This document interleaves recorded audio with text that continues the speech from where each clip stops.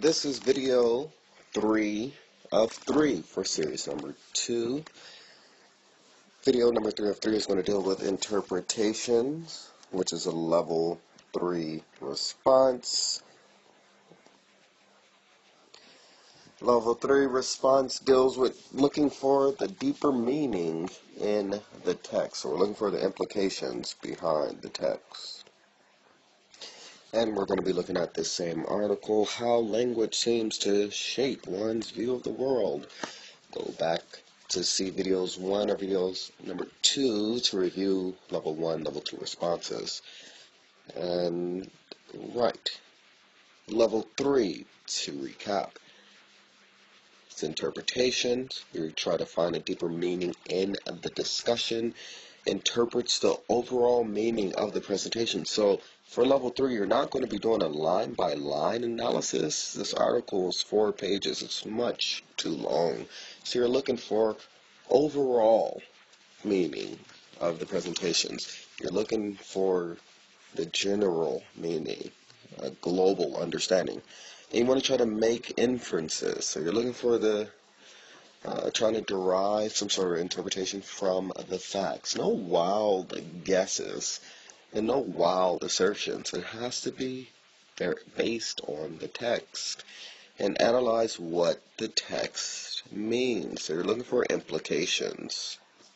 In this video, we're going to be looking at several samples. So let's look at student sample number 1. You can pause the video now to read it on your own and try to work out whether or not you think this student sample is asserting the underlying meaning and providing sufficient evidence or citations and reference of the text to support their understanding.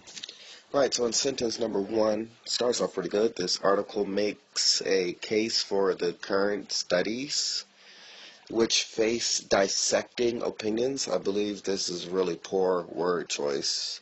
I don't know, maybe this doesn't mean dissecting, maybe it means diverging.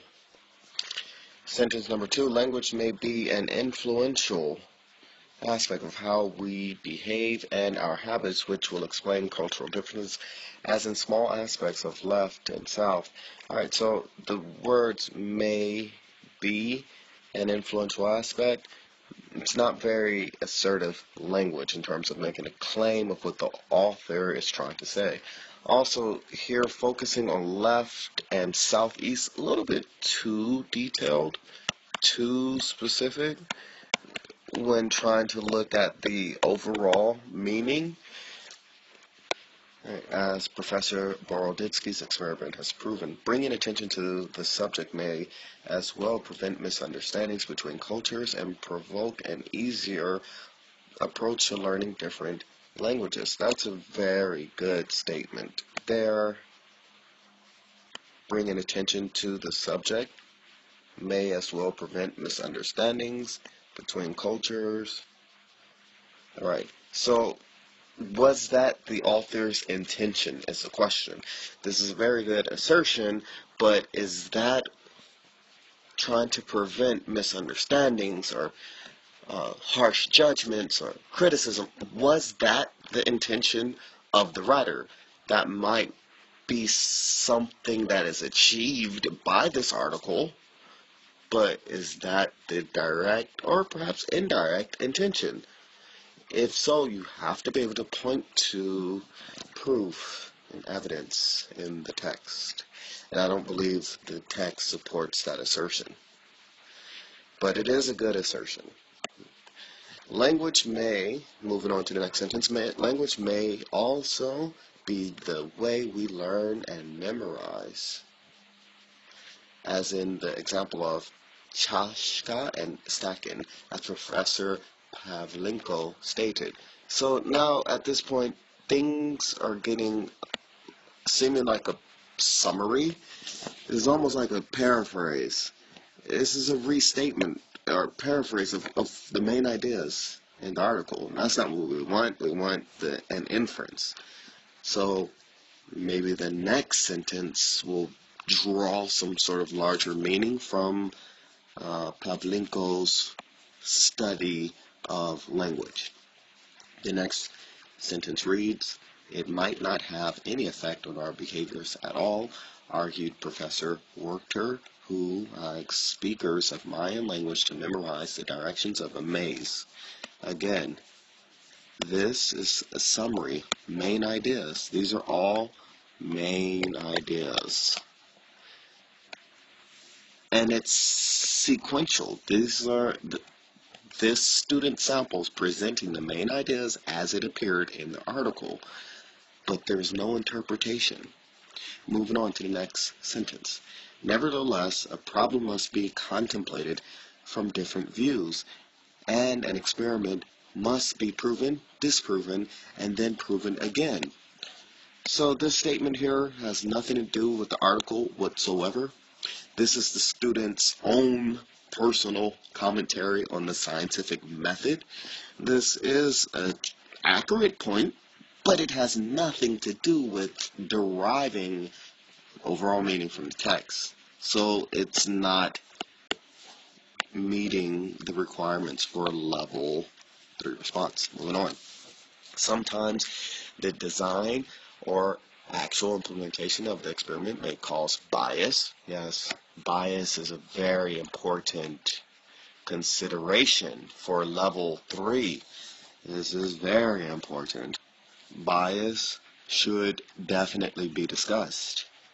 And you also have to provide citations and reference of the text in order to prove the writer's bias. Here, the student makes an assertion that there is bias, but there's no evidence or further development of this idea. So, although it's headed in the right direction, but nothing was made of it. Moving on. It is important to look at a problem from a bird's eye view and not assess one experiment and hastily reach the conclusion. Alright, again, this criticism on the scientific method that the student sample offers, this does not come from the text, this does not come from the author, it comes from the student, and it's irrelevant. What does this criticism apply to? Is the student criticizing the bias that was discovered in the original text?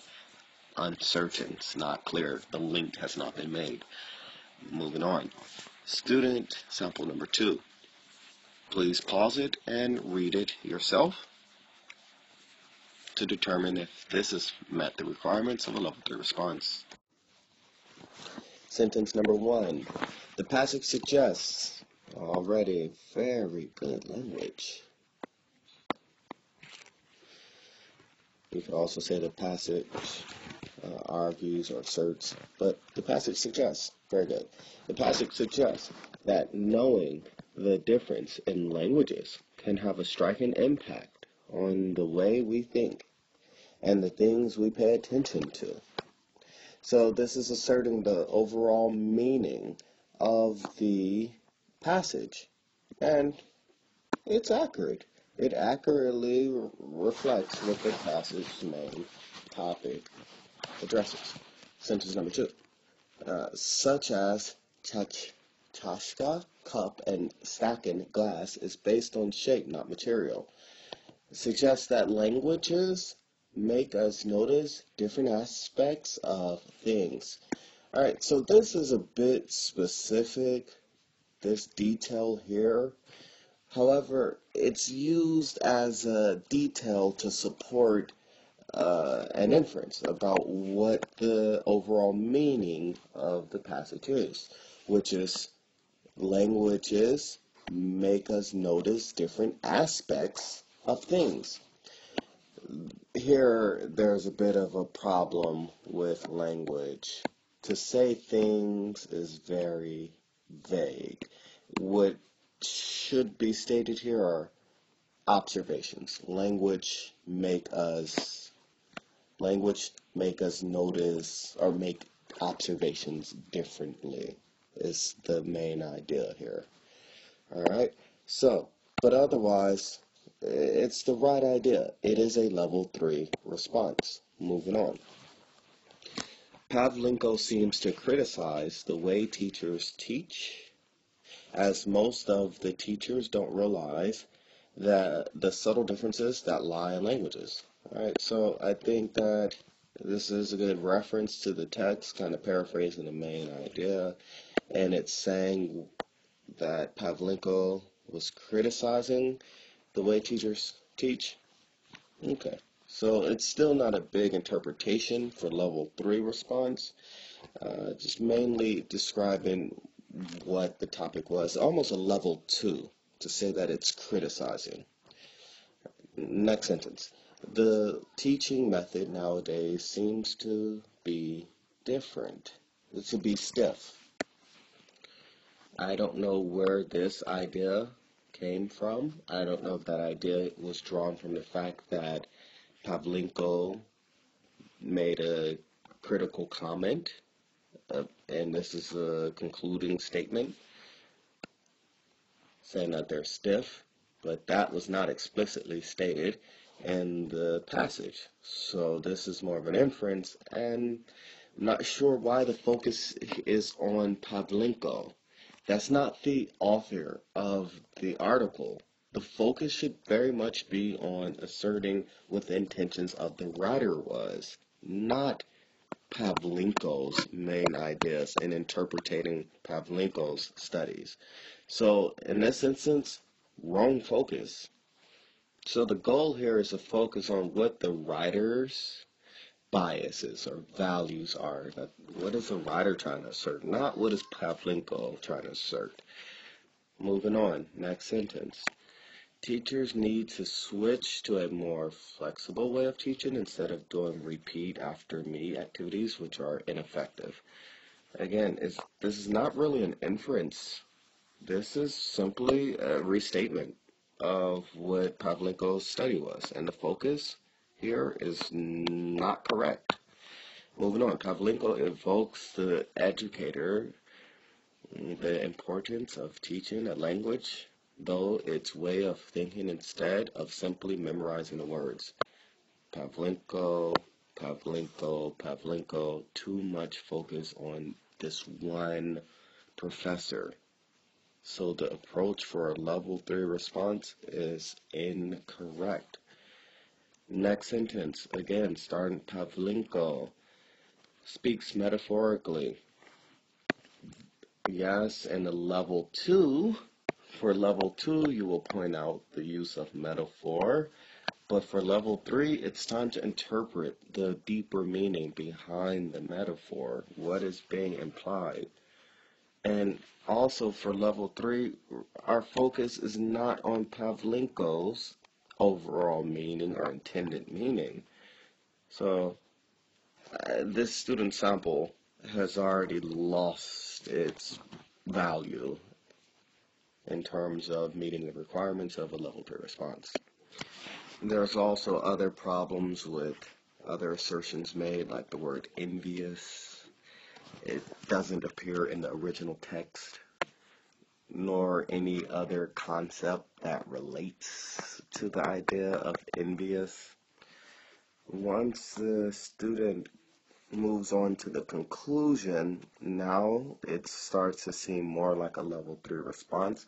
But again, there are concepts here attributed to the author that do not exist in the original text, nor is there any evidence to support these assertions. Let's move on to the next student sample. Alright, so have a read of student sample number 3. Pause the screen here and try to work out whether or not it meets the requirements of level 3 response. Alright, so sentence number 1 reads, this article in whole explains the idea of language changes one's thinking. This would have been a great opportunity here to do some language analysis. What can be derived from this quotation? There is nothing derived from this quotation asserted by this student. So the use of this quote is irrelevant in a sense. It's just added here for no real purpose. You might as well just paraphrase the meaning. Then the student goes on to use this idea, immature concept. This is sort of a judgment here on the part of the student. Judgments are okay as long as you can back it up with proof from the text. But this quotation and this judgment really don't match. Moving on. Noting the experiment done by Professor Lera Boroditsky about sense of direction emphasizes how subtle language is affecting our everyday life. This is just a restatement. Right? This doesn't talk about any values or bias that may exist or implications. This is not an inference. This is actually just stated explicitly throughout the article. It's in the title and it's in each of the professor's works. So it's not level 3. Next sentence reads, by using descriptions like almost every possible direction and always got it right, the differences of space cognition between professors and the girls is enlarged. Alright, so this is a good level 2 analysis to say how the findings were presented and what effect that these findings had. It's definitely not level 3 just yet. Moving on, the quote from Pavlenko highlights the application of the discover in daily life, indicating its significant use in language study, as well as implying the potential of it in this field. I'm really unsure with the meaning of this. Also, there's punctuation problems. The use of the brackets should not be there. No brackets, not like this. They're being used incorrectly.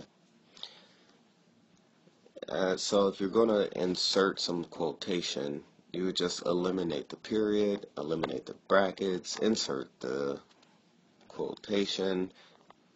You could put the ... in square brackets, because ... doesn't include, should not be included in the, is not included in the original document. But this is not a lesson on punctuation. We'll address that matter in a future video. Here the student says that it can be implied from the counterexample that although the conclusion of this experiment might be false, this language cognition theory is still not completely developed or recognized. I think there's some good language use. It can be implied, for example. That's right, we're trying to look for the implications. What are the implications of this information that the author is writing? And has any of this been attributed to the author? Not really. The focus here has been mainly on the professors and what the professors' assertions were. So the focus here is a little off, and also there's no real implications that are being drawn. This is still just a further paraphrase of the main idea that's being communicated.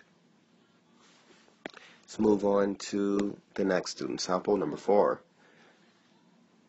Through this article, you prompts Boroditsky and Pavlenko's views, encouraging people to pay thought to how language affects their thoughts. Here we have attribution of the ideas directly to the author Alan Yu. This is really important. This is a style of level 3 response that you should be writing. Through this article, you promotes. That's definitely referring to the intentions of the writer. Next sentence reads, he even gives evidence of Spanish paying attention to intentions of actions, and that it could play a part in eyewitness statements. I don't understand how this reference to the passage supports any interpretation. It seems like an irrelevant minor detail. Inserting this information begs the question of all the experiments, empirical data, and assertions made by Boroditsky and Pavlenko, why choose to insert this one related to Spanish speakers specifically? It's too specific. It doesn't even capture the general or overall meaning or the communicated global understanding. It's very focused, too specific. And what inference does it support? Does it support use, promotion of Boroditsky and Pavlenko's views? Not really, because this one statement actually only derives from one of the professors, not both. Moving on. He may be trying to tell readers to take care to note other similar scenarios in life where language may influence what we feel and how we behave to better cope and behave in such situations. So there's some repetition in here with the word behave, behave, behave. I think the idea has been communicated the first time around. So there's an over-reliance on one concept alone. Also, there's just no proof. How are you reaching this conclusion? What set of words, what diction, what tone, what balance of arguments did you consider in order to derive this point? It's not so clear. This is incomplete. This is a good start, but there needs to be more meaningful references to the passage to support these ideas. The idea is to prove that you have knowledge and understanding of the text, not just a superficial knowledge and understanding. So you can't make only occasional references. You have to make well-chosen, effective reference to the text to support your assertions. Before we go to the next sample, here are some useful phrases. The author implies. It can be inferred. Another view of this passage is the passage reveals, the text makes a case for. These are useful phrases when asserting a deeper understanding or interpretation of the text. Student sample number 5. Pause the screen and read it to work out whether or not it meets level 3 requirements. Alright, so this student makes an assertion about what the intention of the author is to promote, criticize, and there's a quotation here to support their understanding of the text. Now, I disagree with the student's understanding, but in terms of stating their assertion followed by proof and evidence, this is an excellent example of the structure that should be followed for a level 3 response. So this does, so far, meet the requirements. The student makes an effort to explore the deeper thoughts and implications related to sociology. It's not explicitly stated in Alan Yu's text, but it can be derived from the topic. The next assertion is about how these divergent views bring about discord and conflicts in the world, and the root of it is due to people's different ways of observations. This is getting a little bit too far off topic because the focus should be on how language affects your views, not how language then creates conflict. This winding up too far off topic is a danger, and that's largely because this first part, where the focus was on to promote new methods, was slightly wrong. Therefore, the next inference is even further incorrect.